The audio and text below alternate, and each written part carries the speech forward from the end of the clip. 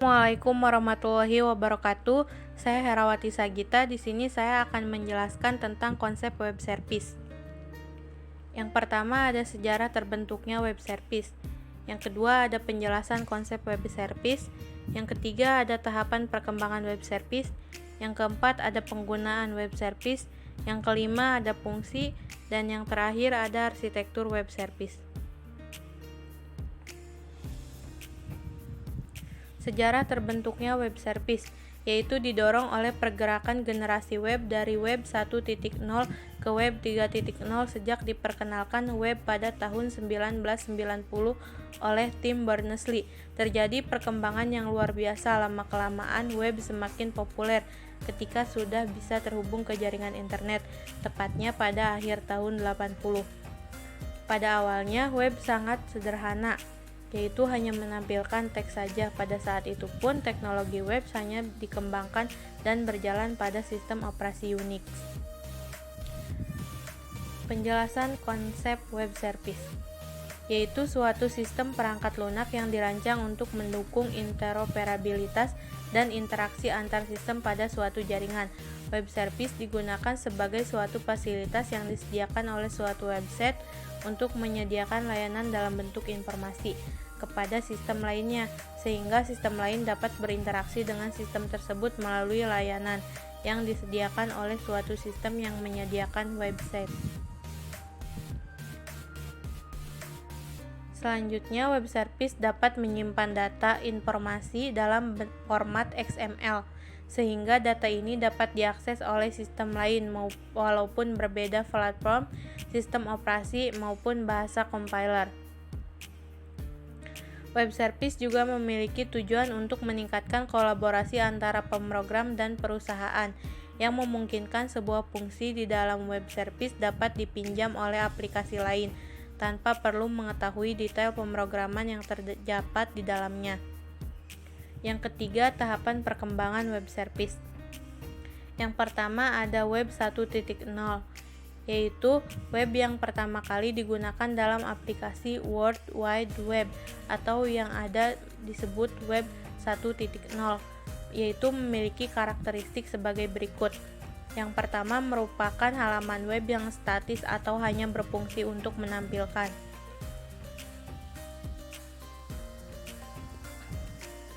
Yang kedua, halaman masih didesain sebagai HTML murni. Yang ketiga, hanya menyediakan semacam buku tamu online, tapi tidak ada reaksi yang intens. Yang keempat, masih menggunakan form-form yang dikirim melalui email. Selanjutnya ada web 2.0, yaitu dicetuskan pertama kali oleh O'Reilly Media pada tahun 2003, kemudian mulai dipopulerkan pada konversi web 2.0 pertama kali di tahun 2004, merujuk pada generasi yang dirasakan sebagai generasi kedua layanan yang berbasis web seperti situs jaringan sosial. O'Reilly berkolaborasi dengan Media Lab International menggunakan istilah ini sebagai judul untuk sebuah seri di konversi 2004.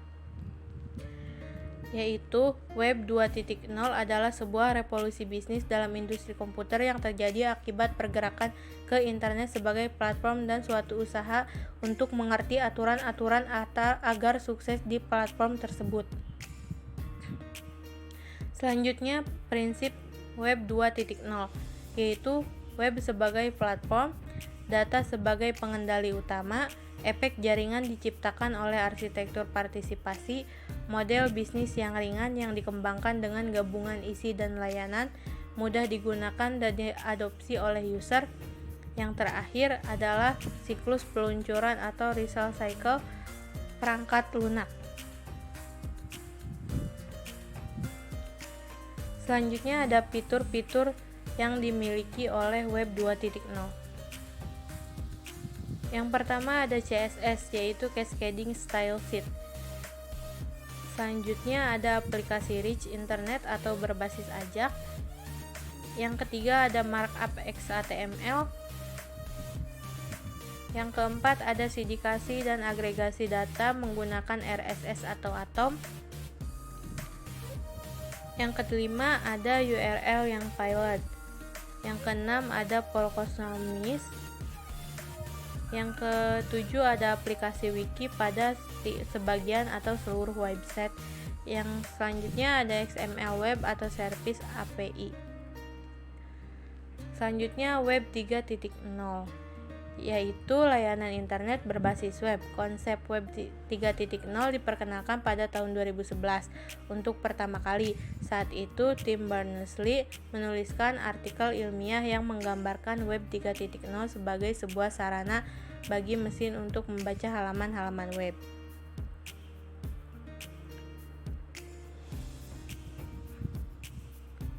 Keunikan web ini yaitu konsep di mana manusia dapat berkomunikasi dengan mesin pencari. Web 3.0 juga mampu menyediakan keterangan-keterangan yang relevan tentang informasi yang dicarinya. Selanjutnya ada penggunaan web service.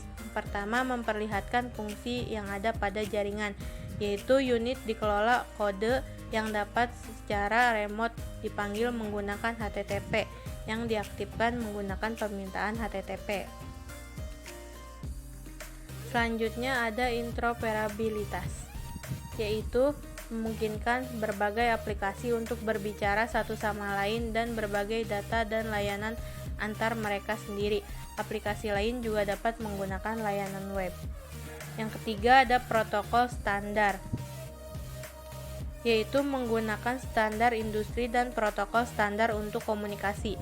Semua 4 lapis. Yang pertama layanan transportasi, pesan XML, deskripsi layanan, dan service discovery layer. Menggunakan protokol yang didefinisikan dengan baik dan dalam stak protokol lainnya. Biaya rendah komunikasi. Web service menggunakan SOAP terhadap protokol HTTP sehingga dapat menggunakan internet dengan murah. Solusi ini juga jauh lebih murah dibandingkan dengan solusi yang berpemilik seperti EDI-B2B.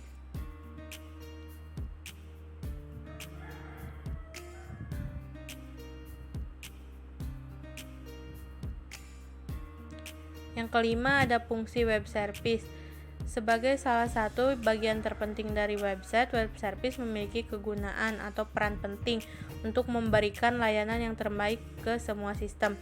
Bentuk layanannya adalah sebagai berikut. Yang pertama, pada bagian interoperabilitas tinggi dan dapat diakses oleh pengguna dimanapun serta kapanpun selama tersedia koneksi internet. Yang kedua, web service juga dapat diakses melalui protokol terbuka dan memanfaatkan web melalui SOAP atau singkatan dari Simple Object Access Protocol.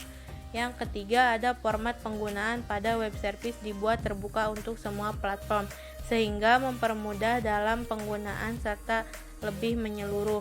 Yang keempat, kegunaan-kegunaan lain yang dapat digunakan dari web service meliputi routing dan pengiriman, manajemen dan monitoring, akselerasi, dan pastinya tidak mahal. Selanjutnya ada arsitektur web service, yaitu diantaranya sebagai berikut. Yang pertama ada SOAP atau Simple Object Access Protocol, yaitu suatu protokol dan bertindak sebagai penyedia layanan pemaketan pesan dalam lingkungan tracer distribusi yang menggunakan XML. Yang kedua ada XML, yaitu sama seperti HTML, XML merupakan salah satu meta markup language berupa teks biasanya, namun beda dengan XML lebih difokuskan untuk penyimpanan data bukan untuk menampilkan. Pada XML, data dapat disimpan secara ringkas dan mudah diatur ke depannya. Yang ketiga ada WSDL, termasuk ke dalam lingkup service description. WSDL juga berupa dokumen XML dan tugasnya untuk memberi penjelasan dalam web service tersedia metode apa saja. Yang keempat ada UDDI, yaitu Universal Description, Discovery, and Integration. Memiliki tugas untuk mendeskripsikan bisnis service yang didukung, spesifikasi web service yang digunakan, model pemrograman, serta skema yang dipakai. Sekian materi yang dapat saya sampaikan mengenai konsep web service. Kurang lebihnya mohon maaf. Wassalamualaikum warahmatullahi wabarakatuh.